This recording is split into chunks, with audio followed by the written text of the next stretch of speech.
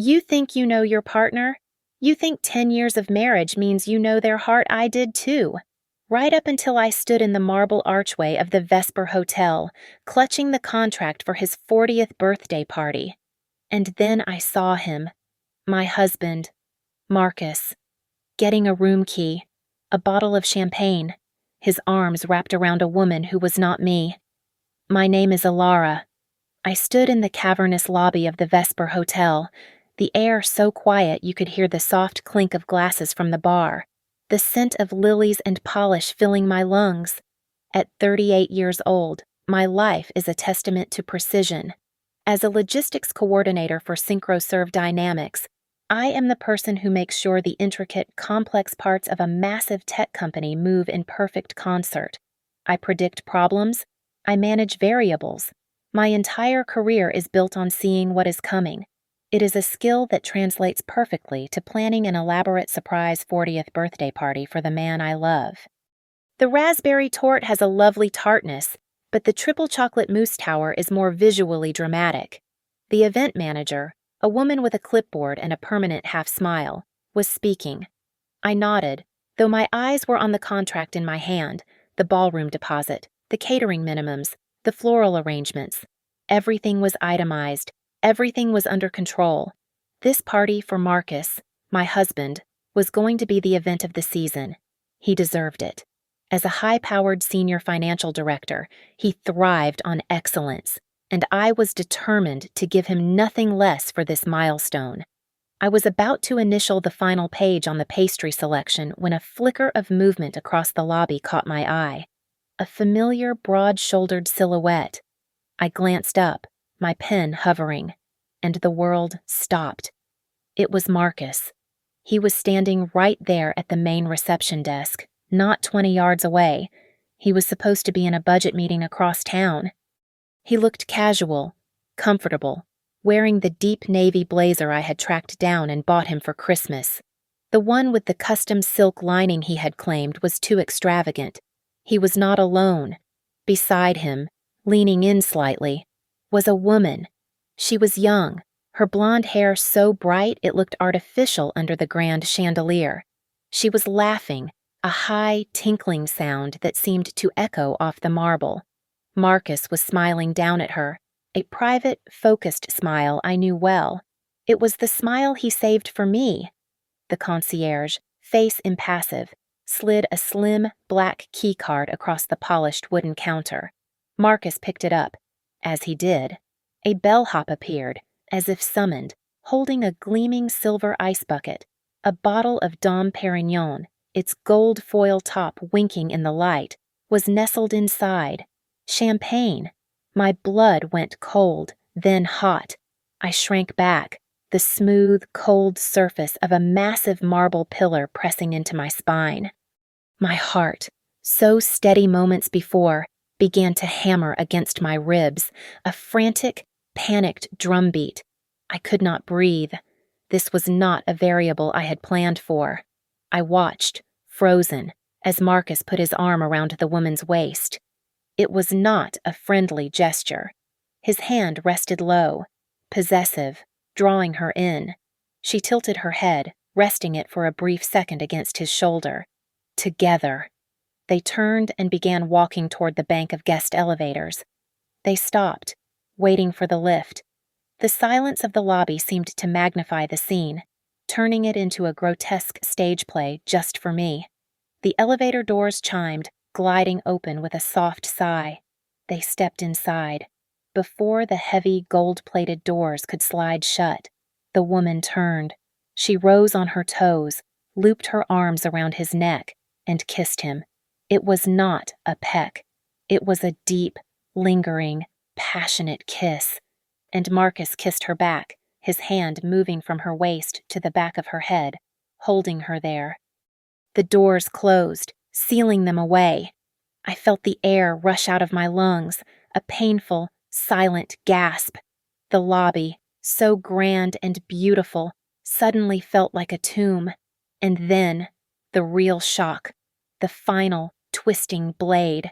As the light had caught her profile, just before the doors closed, I recognized her. It was Chloe Jensen.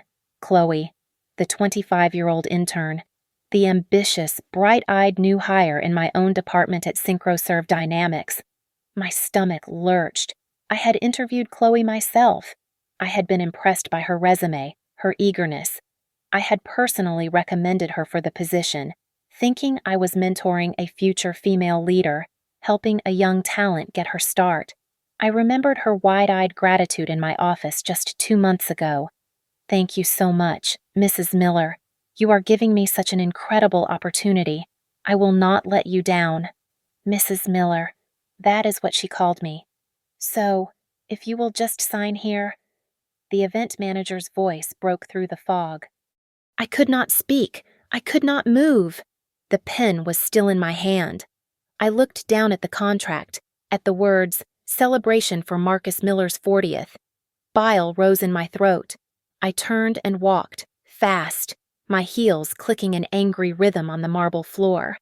I pushed through the heavy revolving glass doors and burst out onto the sunlit Denver street. The air was thin, but I still could not get a full breath. I fumbled in my purse for my car keys, my fingers brushing the crisp edges of the contract. I closed my fist, crushing the pages into a tight, angry ball. The celebration was over before it ever began. The drive back to our home in Littleton was a blur of green highway signs and red taillights. The sky was that perfect Colorado blue, bleeding into orange at the edges, and I felt nothing. The suburbs, once a symbol of our shared success, of the quiet, stable life we had built, now looked like a movie set. The 2-story colonial, the manicured lawn, the oak tree we had planted together, it all felt like a lie I had been telling myself. I did not cry. The tears I expected, the gut-wrenching sobs of a betrayed wife, never came. Instead, a terrifying crystalline clarity settled over me. It was as if the emotional part of my brain had simply shut down, and the logistical, analytical side, the part of me that ran SynchroServe Dynamics' most complex accounts, had taken full control. The shock had burned away the grief, leaving only a cold, hard resolve. I parked the car in the garage, the automatic door sliding shut with a heavy thud, sealing me inside. I walked into the house, past the kitchen island where we had shared coffee just that morning, past the living room with the photos of our trips to Italy and Vail perched on the mantel. I went straight to the home office. His office. The room was meticulous, just like him. Oak desk, leather chair, a wall of books on financial theory. His laptop was closed, sitting perfectly centered on the desk blotter. He was always so careful, so private. He always locked it. I sat down in his expensive chair. I opened the laptop. The screen lit up, asking for a password. I typed it in without hesitation. 0419, April 19th, the date we met at a dreadful corporate mixer 10 years ago. The irony was so bitter it almost tasted like acid. The desktop appeared, orderly icons, a clean background. I opened his browser, navigated to our joint credit card account, and logged in. My fingers moved quickly. Surely, I did not need to guess the password for this, either. It was our anniversary. I pulled up the statements. I did not just look at the last month. I went back 6 months. I scrolled, and I read. The story of his affair was written right there in the itemized lines. A ledger of his deceit. The charges I had barely glanced at, the ones he had so easily explained away, now screamed at me from the screen. That's just a client dinner. Alara, you know how it is. A charge for $400 at Serafina, the most expensive, most romantic Italian restaurant in Denver. A table for 2. Just a quick overnight for the tech conference. A charge for a deluxe room at the Vesper Hotel. 2 months ago. Then again 3 weeks ago. And again last week. He had not even bothered to be creative. He was using the same hotel where I was planning his damn party. Had to send a gift basket to the Tokyo partners. A charge for $350 at Persephone's lingerie. I had not received a silk robe or a lace anything in years. I scrolled and scrolled, The dinners, the wine, the flowers, the hotels. It was all there. He was not just cheating. He was lazy. He was arrogant. He was using our money. My money. The money I earned coordinating 1,000-point logistics chains. The money from my bonuses, all of it commingled in this joint account, was funding his trysts with my intern. A cold rage, precise and sharp, settled in my stomach. This was not just a crime of passion. It was a financial transaction. And if there was one thing I understood, it was a transaction. I exited the browser and started navigating his hard drive. He was a man of folders, of subfolders. I looked for anything out of place. It took me 20 minutes, but I found it. A directory hidden deep, not with a suspicious name, but a boring one. Personal projects. I clicked it. It was password protected. I tried our anniversary. Denied. I tried his birthday. Denied. I tried my birthday. Denied. I paused, thinking. What was the one thing he loved more than me, more than his life? His first big win. The stock ticker of the company he had taken public 5 years ago. I typed in the 4-letter code. Access granted. The folder contained only a few files. Scanned documents. Invoices. They were not for him. They were for a high-end apartment in a new glass tower downtown. A 2-bedroom with a view. The lease was not in his name. But the payments, I saw from the attached bank statements, were coming from a bank I had never even heard of. An account that was not ours. An account funded by regular large transfers. My mind started to race. The logistical coordinator in me kicking into high gear, connecting data points. The new apartment. The secret bank account. The affair. The job. I sat back in his chair, the leather creaking in the silent house. The shock was gone. The grief was a distant echo. What remained was a problem to be solved, an operation to be executed. I closed the laptop. I had seen enough.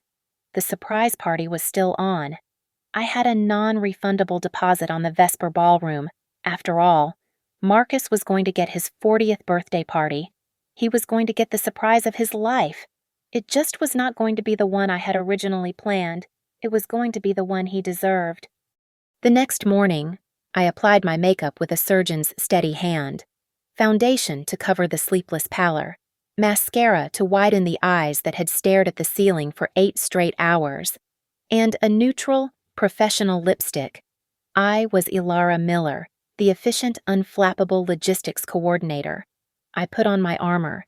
When Marcus came downstairs, knotting his silk tie, I was already at the kitchen counter, scrolling through work emails on my tablet.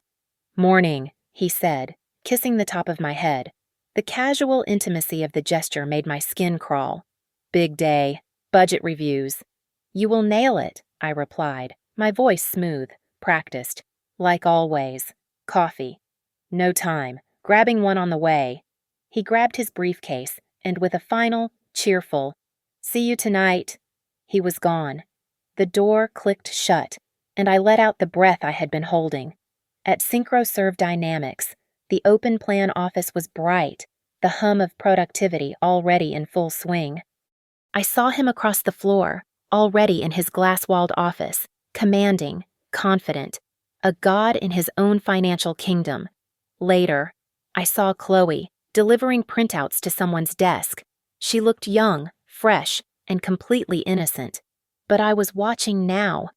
I was seeing the variables. I saw the way Marcus's gaze lingered on her for a fraction of a second too long when he passed her in the hallway. I saw the tiny, almost imperceptible smile that touched Chloe's lips when she walked past his office. They were disciplined. They maintained a perfect professional distance. But to me, now, their complicity was a neon sign flashing in the sterile corporate light. They were careless. They were arrogant. And they thought I was stupid. I had a plan. My plan had a name. Gary. Gary was 45 years old and our senior IT administrator.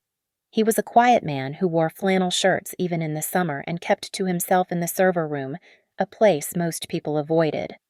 Gary was meticulous, paranoid about security, and fundamentally decent, and Gary owed me. About a year ago, during a brutal round of corporate restructuring, Gary's name was on the layoff list. It was a mistake. He was categorized as redundant support staff by a consultant who did not understand our infrastructure. I was in that meeting. I was the one who spoke up, who laid out a data-driven case proving that firing Gary would create a single point of failure security risk that would cost the company millions in the long run. I saved his job.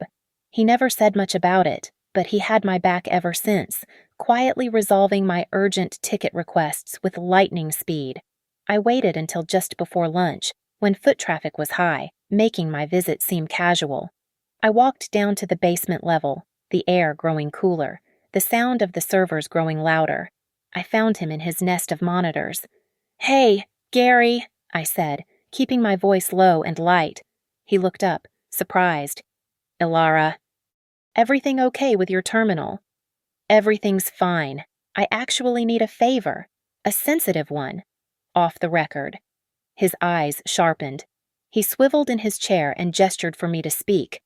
I did not get into the details. I could not. I have reason to suspect some improper activity, a potential security risk involving company assets. I let that hang in the air. "Okay," he said slowly. "What kind of risk?" "I am worried about a senior employee," I said, choosing my words with extreme care. "Marcus Miller." Gary's expression did not change, but I knew he did not like Marcus. Marcus was the kind of executive who treated IT support like personal servants, demanding and dismissive. "I am concerned," I continued, "that he might be using company resources in a way that exposes us. I need to know what I am dealing with before I escalate it. I am not looking to start a witch hunt. I am trying to protect the company." "What do you need?" Gary asked, his voice flat. "I need a log of internal chats between Marcus and Chloe Jensen." I said her name as if she were just any other employee.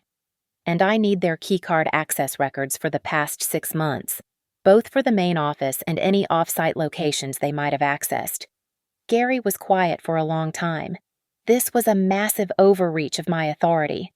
He could say no, report me to HR, and I would be finished.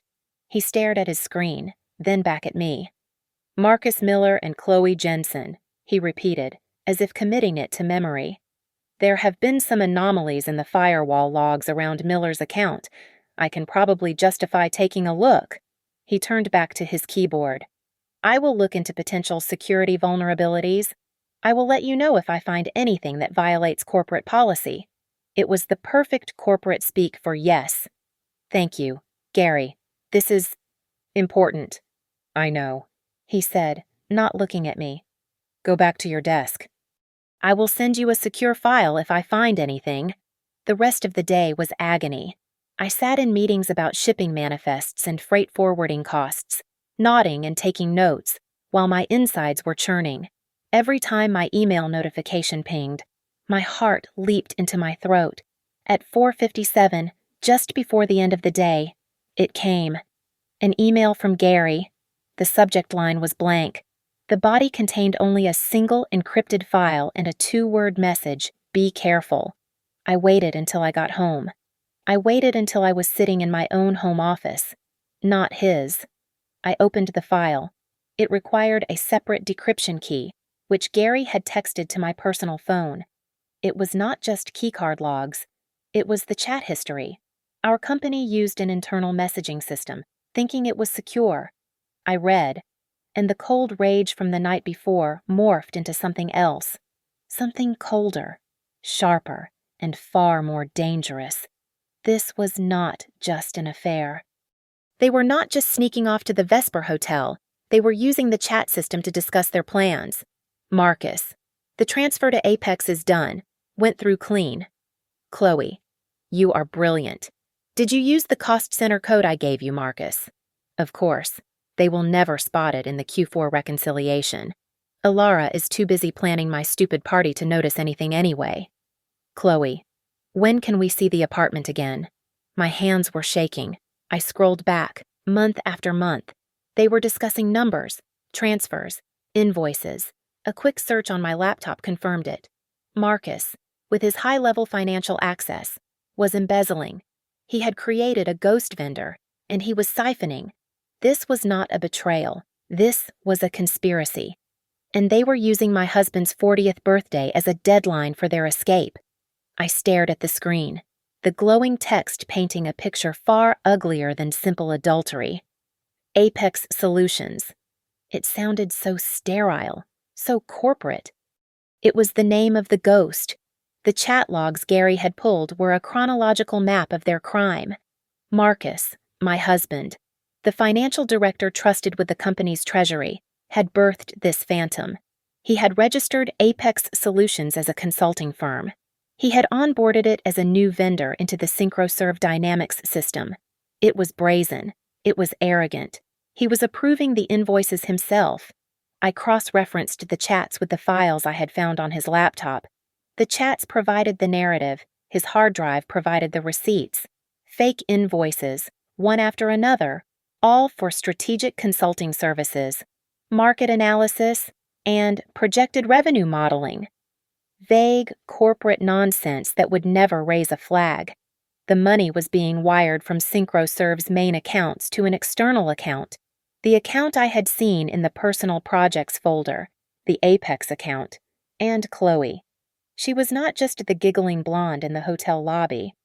She was his operational partner. She was the one with the low-level access who could go into the system and do the dirty work. Marcus Invoice 458B is ready. I need you to bury it in the logistics budget. Chloe. Already done. I split the cost code between the Denver and the Singapore hubs. Even a full audit won't flag it unless they know exactly what to look for. Marcus. This is why you are my star. They were complementing each other on their criminal synergy. While I was coordinating multi-million-dollar shipping routes, Chloe was using her access I had given her to help my husband steal from our company. And then, the final, sickening piece clicked into place. The invoices from his hidden folder, the ones for the high-end apartment in the glass tower downtown, the lease agreement. It was all under the Apex Solutions corporate name. It was their office.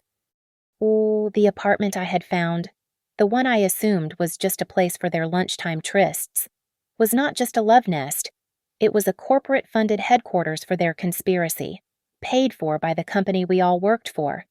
They were living in their crime. I started doing the math. My logistics brain kicked in, tallying the figures from the invoices, one for $50,000, another for $75,000, another for $40,000. They were consistent, pulling money out every few weeks. I scrolled back through the 6 months of chat logs, matching them to the invoices.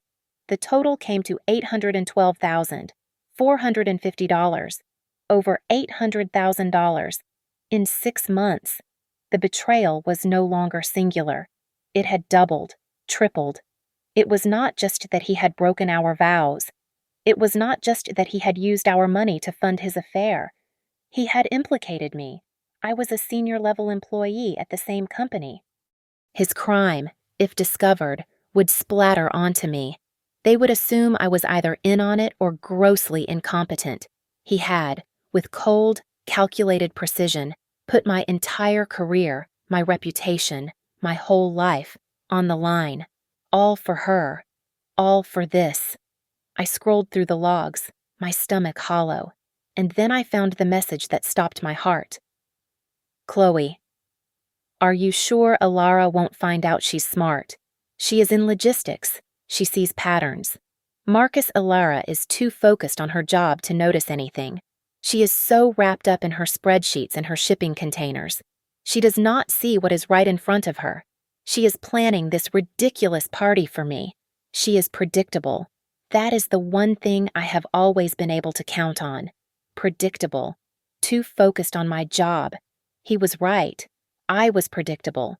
I was focused. And now, I was focused on him. My plan for revenge, the one where I humiliated him at his party, suddenly felt small. It felt petty. This was not a domestic squabble. This was not about a broken heart. This was about grand larceny. This was criminal. My path forward crystallized. My emotional response was a luxury I could no longer afford. This was a logistics problem. The variables were Marcus, Chloe, the stolen money, and the company. The objective was no longer just separation. The objective was justice. I stood up and walked to my desk drawer. I pulled out a brand new, encrypted USB flash drive, still in its plastic packaging. I tore it open, slotted it into my computer, and began the meticulous process of copying everything: the chat logs, the hidden invoices, the bank statements from the secret account, the lease agreement for the office. I made a perfect, undeniable digital case file. When I was done, I ejected the drive. I held the small, cold piece of plastic in my palm. This was not a gift for a lawyer. This was a weapon, and I knew exactly how I was going to use it. I could not just expose the embezzlement. If I went to the CEO with the flash drive, it would trigger a quiet, internal investigation. Marcus would be fired, Chloe would be fired, and the company would sweep the entire thing under the rug to avoid a scandal. They would never prosecute. The money would be written off as a loss. No, that was not justice. That was just corporate damage control. I needed Chloe. I needed her to break. I needed her to believe that her only way out was through me. I had to sever her loyalty to Marcus and secure it for myself. The next day, I sent her a meeting invitation. Subject: performance review, Q3 follow-up. I booked the smallest, most depressing conference room we had, room 3B. It was in the center of the building, with no windows, poor ventilation, and a faint, lingering smell of burnt coffee. It was a place where careers went to die. I arrived 5 minutes early. I sat at the head of the small, laminate table, leaving the chair by the door for her. I placed a single file folder in front of me. I opened my laptop. When she knocked and peered in, I gave her a cool, professional smile. "Chloe, come in. Shut the door." She did, her own smile a little faltering.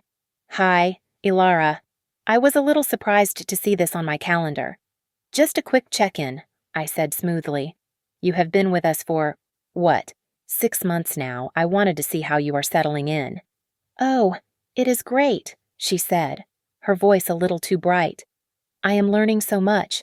I really love the environment." I stared at her for a beat. I ran through the standard questions.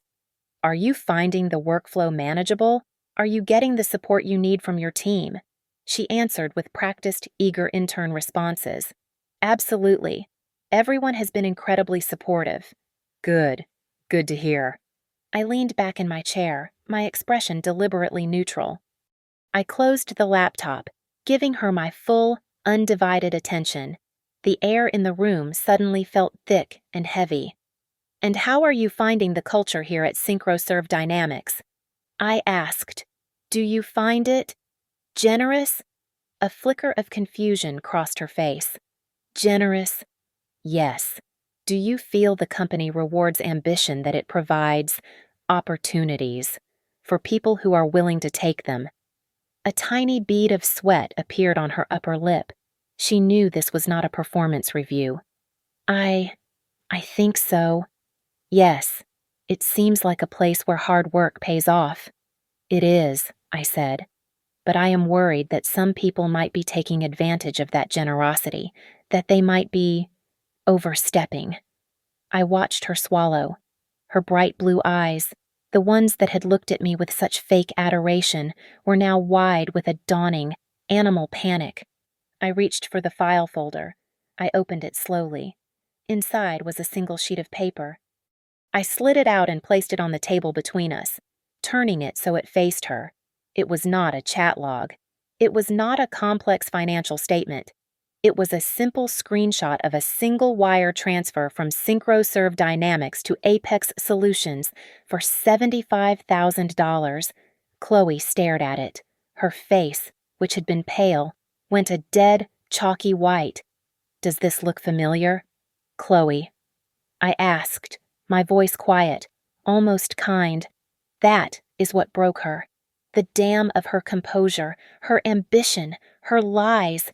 It just shattered. She did not just cry, she imploded. She dropped her head into her hands and let out a choked, desperate sob. "He made me do it," she gasped, the words tumbling out between sobs. I did not know what it was at first. He just said it was a special project. He said it was a test. I said nothing. I just waited. In logistics, I know that you never interrupt a delivery. "He promised me," she wailed, tears streaming through her fingers. "He said he would promote me. He said he was going to make me a project manager, that we would leave together." I kept my face a mask of cold disappointment. I did not believe a single second of her forced me narrative. She was a willing co-conspirator, but her panic was useful.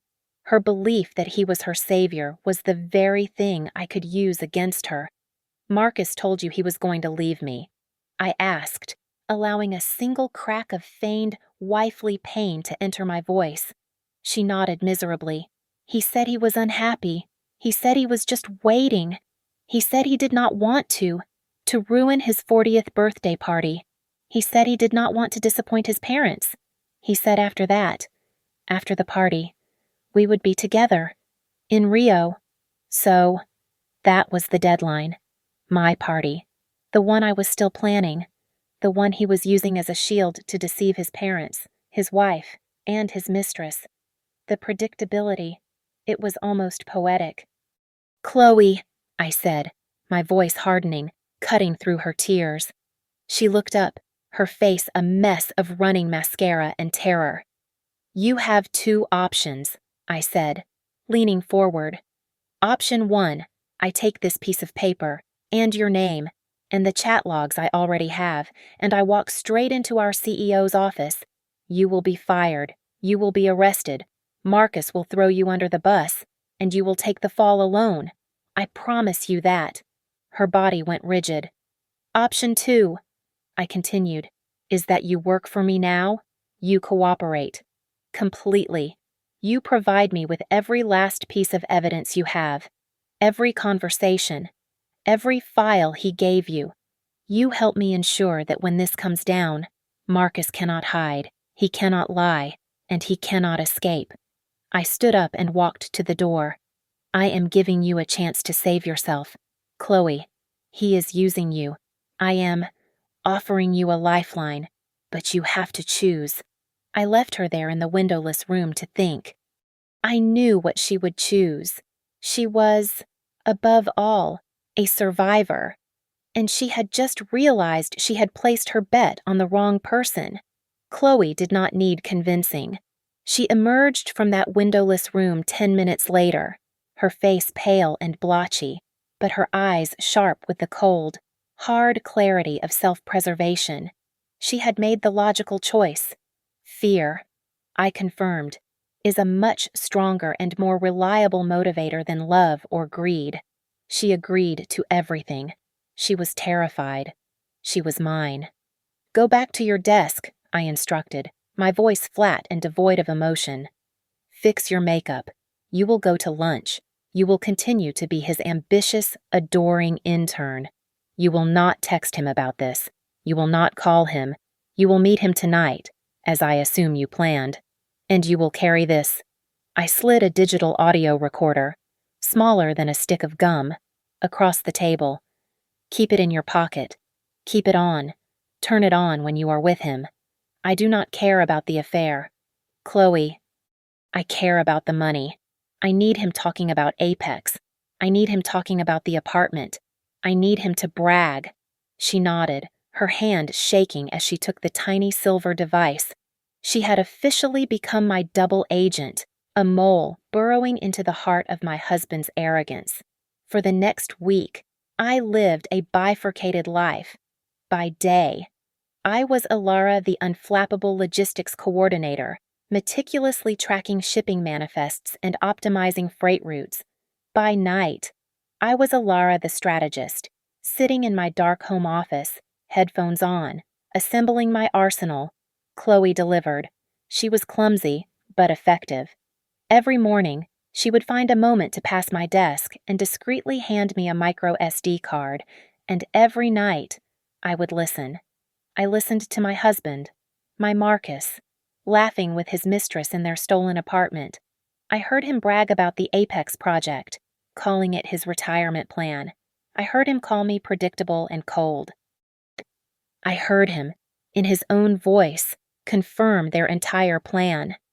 Just get through the party, baby. His voice crackled on the recording, arrogant and condescending. Alara's planning some small, stuffy dinner, his parents, a few friends. It will be boring, but it's the last hurdle. We just have to smile and nod. Then it is Tuesday, Rio, and we are free. The last hurdle. He had no idea I was building an execution. My own planning continued, but now with a chilling focus. I called the event manager at the Vesper Hotel. My voice was bright, excited. "Hi, Angela. This is Alara Miller. I have been thinking about my husband's party, and I have decided to go bigger, much bigger. I would like to confirm the grand ballroom, not the private dining room. Yes, and I need to update the catering count. At home, I maintained the facade of the dutiful, slightly stressed wife. I finalized the booking at the Vesper," I announced to Marcus over dinner, forcing a smile. He looked up from his plate, a flicker of genuine annoyance in his eyes. "The Vesper. Alara. You know I hate that kind of fuss. I thought we agreed on something quiet." "Do not worry," I said, patting his hand in a gesture that now felt revolting. "I just booked the small, intimate dining room, just your parents, my brother, and a few of your closest friends from college. Maybe 12 people total. I want it to be special. Just for us." He relaxed, the tension leaving his shoulders. "Okay. Good. Small is good." He thought he was managing my expectations. He was, as he so rightly pointed out, predictable. The next day, I finalized the real guest list. I had the invitations custom printed on heavy, cream-colored cardstock. They were elegant, professional, and stated the event was a formal celebration of Marcus's career. The first invitation went to Mrs. Davenport, our CEO. The next went to the entire executive leadership team. One went to Sarah Klein, our chief legal officer, and her entire staff. Then, I sent invitations to the entire 30-person finance department, every analyst and accountant who reported to Marcus. I wanted his peers. I wanted his subordinates. I wanted the people he lorded his authority over, and the people he answered to be in the same room. I wanted a full audience for the tribunal. The last invitations were the hardest. I called his parents, Frank and Mary. They were good people, retired teachers who lived simply and had always treated me like the daughter they never had. "Mary, hi," I said, forcing a warmth into my voice that felt like acid. "I am calling about Marcus's birthday. I am throwing him a huge surprise party at the Vesper Hotel, a really big, wonderful event." "Oh, Alara, darling," she cried, her voice full of genuine joy. "That is wonderful. He is so lucky to have you. You are too good to him." A sharp, unexpected pang of guilt hit me. I suppressed it. This was not cruelty. It was sunlight. They deserved to know who their son truly was. "I just need you both to be there at 7 sharp. He is going to be so moved." My final preparation was the documentation. I hired a professional 3-camera video crew, the kind used for corporate conferences. I met with the production manager. "This is a surprise party for my husband," I explained, "but it is also a celebration of his career. I am giving a keynote speech, and I want it captured perfectly. I need to capture his reaction, the crowd's reaction, every angle. I want to record every single moment." The last piece of the weapon was the one I forged myself. I sat at my own laptop, not his. I opened the presentation software. I created a new file. I typed in the title, centered in a bold, celebratory font, Marcus 40 Amazing Years.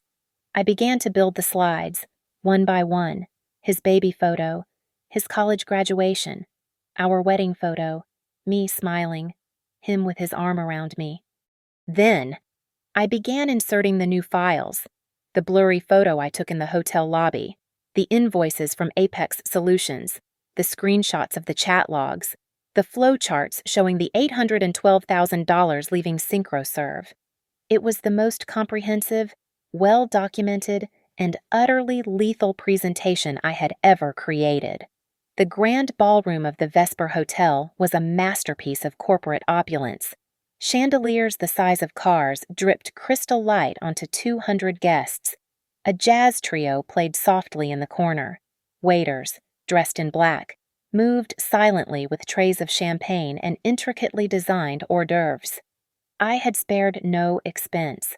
At 7:30 precisely, I guided Marcus to the doors. I had told him we were meeting his parents for a quick birthday drink in the hotel bar. "Alara, this is ridiculous," he was complaining, adjusting his cuffs. "Why the Vesper? You know I—" The doors opened. "Surprise!" The roar from the crowd hit him like a physical force. He froze, his hand still on my arm. His face went from annoyance to confusion to absolute, stunned disbelief. He stared out at the sea of faces, at the massive, happy 40th birthday Marcus banner I had hung over the stage. "Alara," he breathed, his voice choked. You did this." He did not even wait for my answer. He saw his parents in the front, his mother already dabbing her eyes. Then his gaze swept past them, and he saw her, Mrs. Davenport, our CEO, standing near the stage, holding a champagne flute, smiling. He saw the entire executive leadership team. He saw Sarah Klein, the head of legal. He saw his entire finance department, all of them applauding him. His shock instantly melted into a radiant, all-consuming pride. His shoulders straightened. His eyes lit up. He thought this was for him. He thought his predictable, supportive wife, had orchestrated this massive, high-powered networking event to accelerate his career. He thought this entire extravagant affair was a testament to his greatness. He turned to me, his eyes shining with an emotion I now knew was pure ego. He pulled me close and kissed my cheek, a dry, possessive kiss. "You are the best wife ever," he whispered, his voice thick. "I cannot believe you pulled this off. Davenport is here. Alara, this is next level." I forced a smile, a brittle, sharp thing that felt like it would crack my face. I met his gaze. "Nothing I would not do for you. Marcus, you deserve it." The party began in earnest. We were swept into the crowd. People clapped Marcus on the back, shook his hand, raised their glasses. To Marcus, the big 4-0. I watched him work the room, laughing, accepting the praise. He was in his element, the king of his own court. I saw him embrace his mother and father. Mary, his mom, was weeping openly with pride, holding his face in her hands. "Our boy," she kept saying. "Our wonderful boy." I kept smiling. I was the perfect hostess. I made sure everyone had a drink. I chatted with executives about market projections. I accepted compliments on the stunning party. Through it all, my eyes kept scanning, my internal logistics map tracking every variable. The video crew was in place, one camera on a riser in the back, one handheld, roaming, one fixed on the stage, waiting for me. I found Chloe. She was exactly where I told her to be in the back, near the service entrance, pretending to be a low-level event staffer she had volunteered to help. She was wearing a simple black dress, but her face was a sickly, pale green. She was clutching a tray of empty glasses, her knuckles white. Our eyes met for a fraction of a second across the ballroom. I gave her a tiny, imperceptible nod.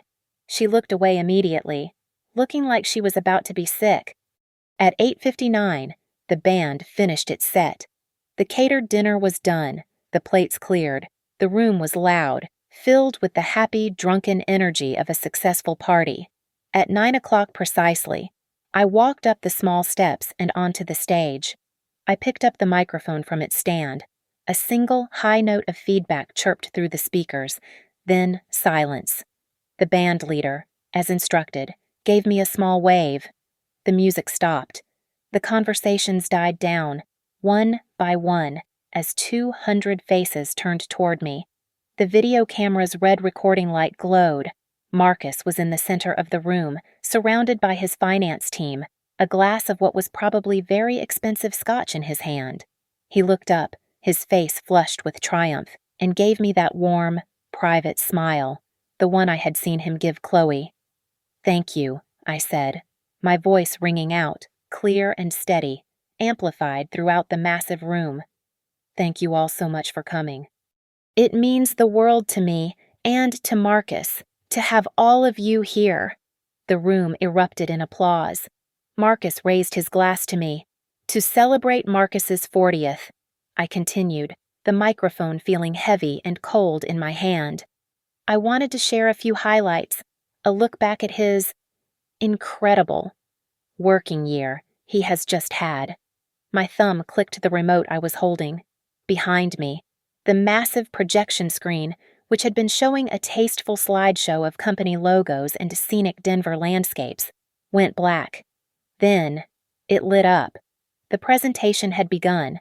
The title slide, Marcus 40, Amazing Years, faded, and the room was expectant. I clicked the remote. The first image flashed onto the massive screen. A photo of Marcus, maybe 5 years old, sitting in a metal wash tub covered in soap bubbles, a huge grin on his face.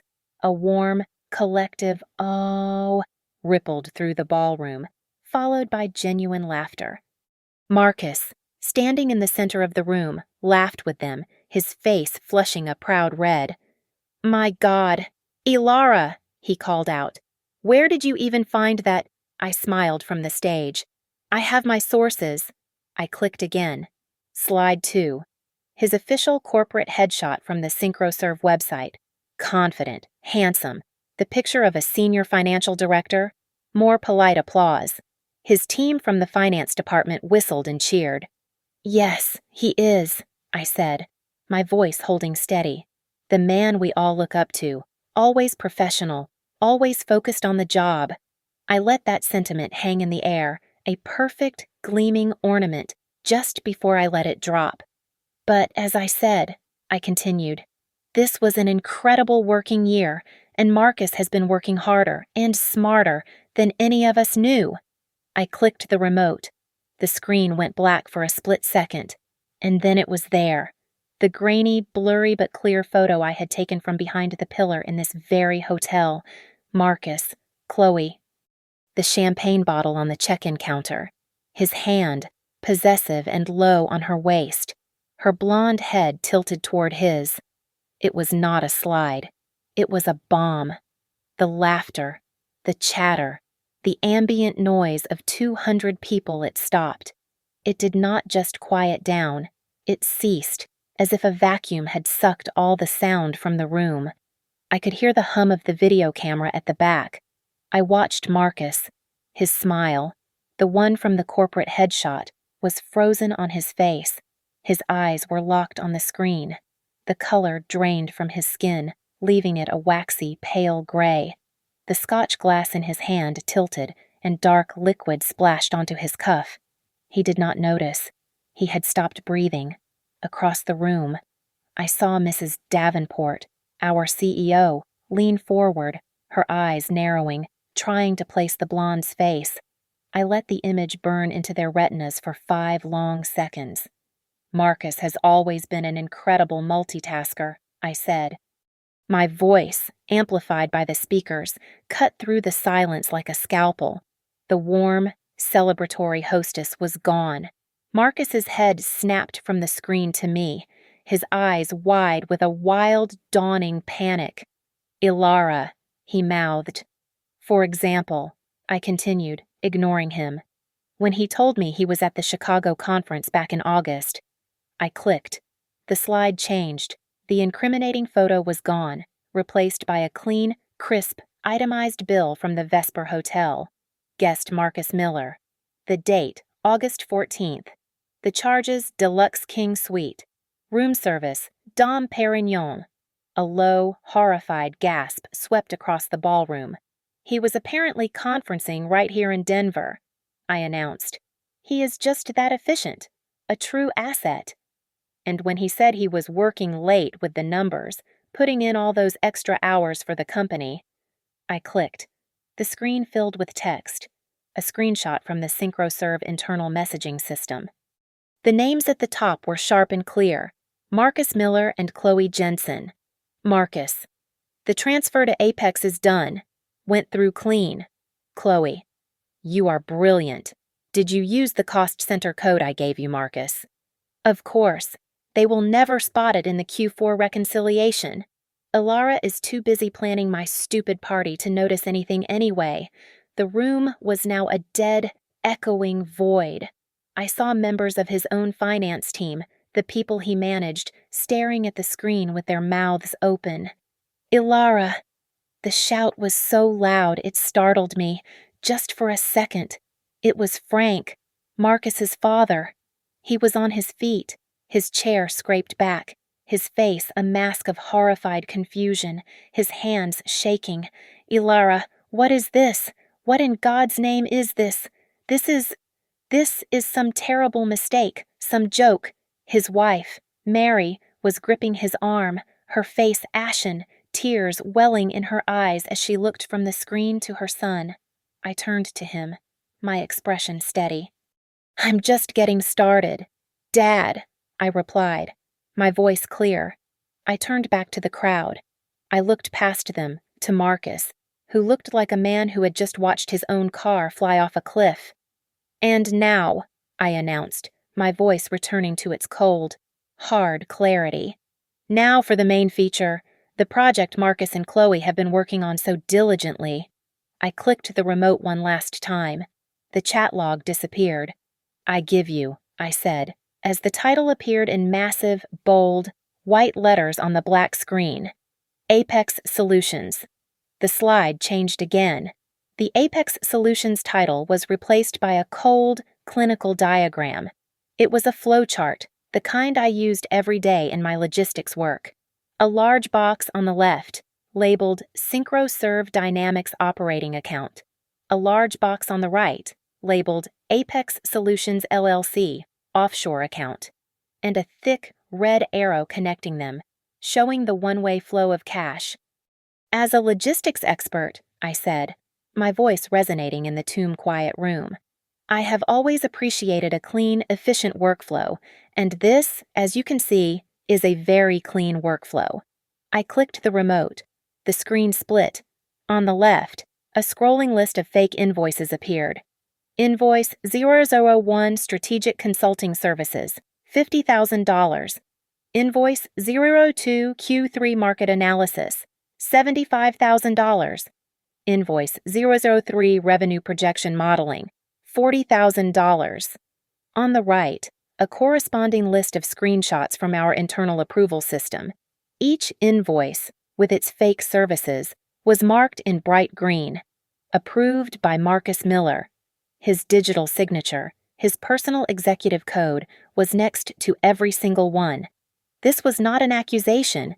It was a financial audit. I saw, out of the corner of my eye, Mrs. Davenport, our CEO.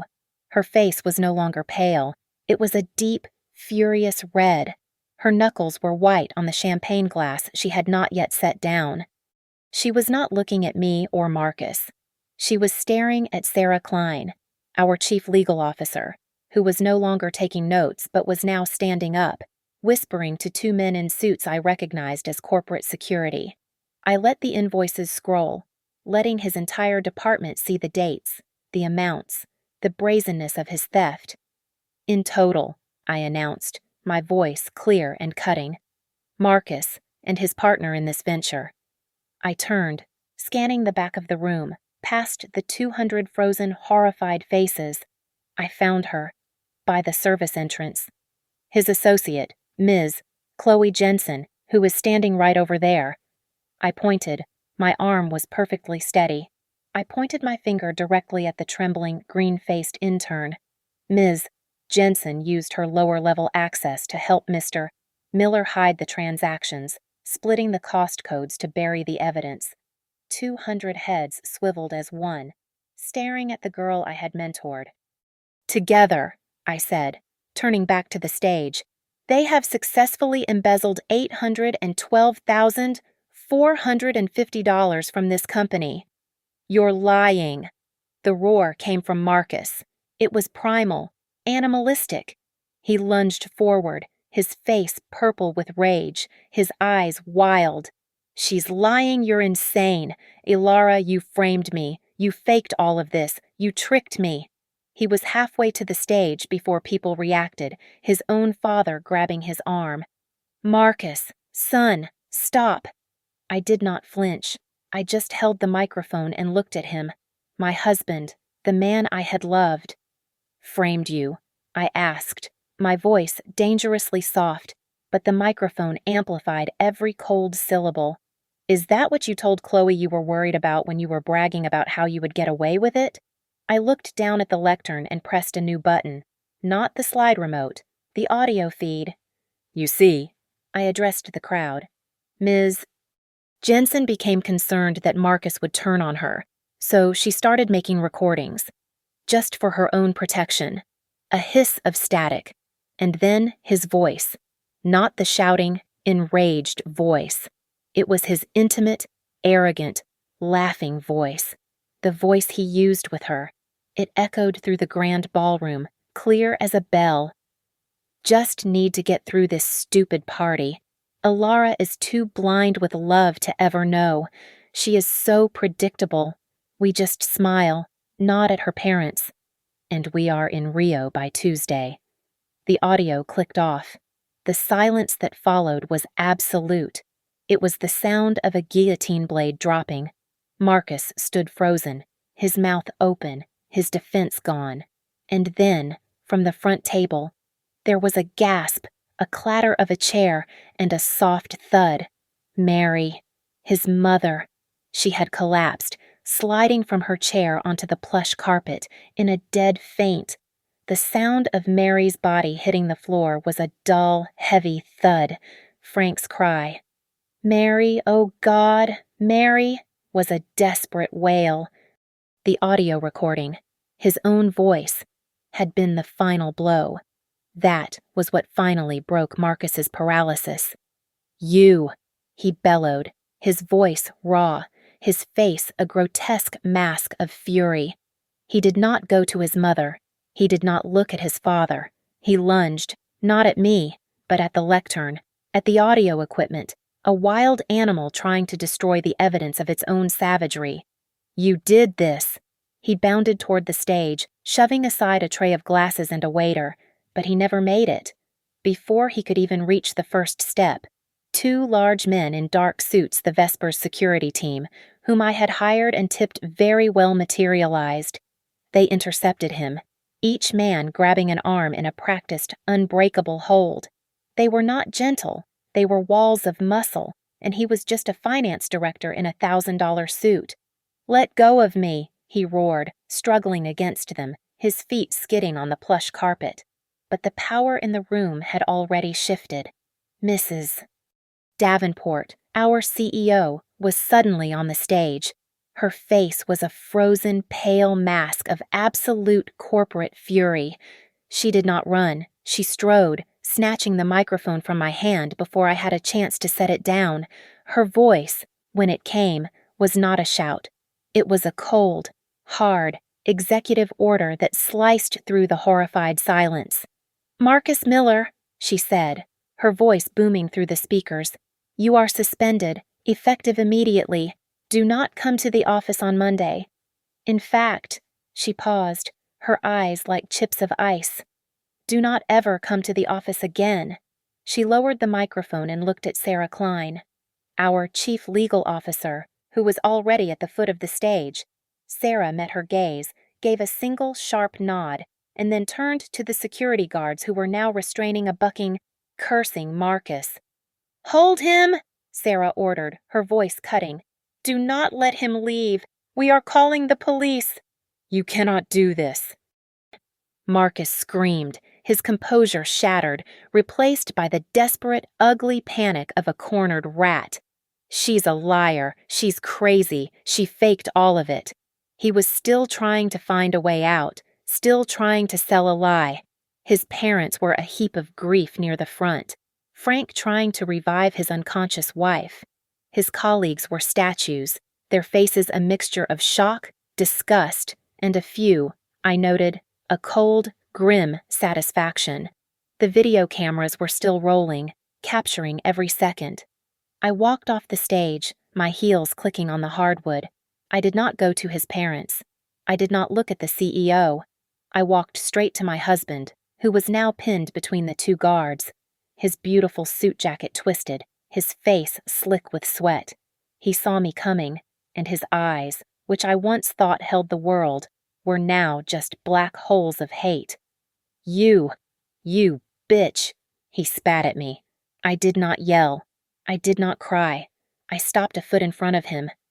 I leaned in, my voice so quiet that only he, and perhaps the guards holding him, could hear me. You were right about one thing, Marcus, I whispered. I am the best wife ever. His breath hitched. He knew. I reached into my handbag, the one he had always said was too big. I pulled out a thick, folded sheaf of documents. This is your birthday present, I said. I did not hand it to him. I shoved it, hard, into his chest. The papers, bound by a simple clip, fell from his shirt and scattered at his feet. He looked down. He saw the header, even from there. Petition for dissolution of marriage. That, I said, is my divorce petition. Signed, notarized. I am not asking for a single thing. I am just leaving. You. He started, his voice choked. Oh, I am not finished, I said. I reached back into my purse. I pulled out the small, cold, plastic object I had prepared, the encrypted flash drive. I held it up between my thumb and forefinger, so he could see it. And this, I said, my voice still a deadly whisper, is a copy for your lawyer, because you are going to need one. You see, I sent the original, the one with all of this. I gestured to the ballroom, the screens, the life he had just lost. I sent that to the Denver District Attorney's office 30 minutes ago. His face, which had been red with rage, went the color of ash. He finally understood. This was not a humiliation. This was an execution. I looked at him one last time, a man I had spent 10 years of my life with. He was nothing, a variable I had solved, a logistics problem I had finalized. I turned my back on him. I did not run. I walked. I walked past Mrs. Davenport, who was on the phone, no doubt with the police. I walked past his finance team, who parted for me like I was royalty. I walked past his father, who was cradling his mother's head in his lap, sobbing. I walked out of the grand ballroom, through the marble lobby of the Vesper Hotel, and did not look back. I left him to his ruin, the perfect final present for his 40th birthday, surrounded by the wreckage of the life he thought I was too stupid to see.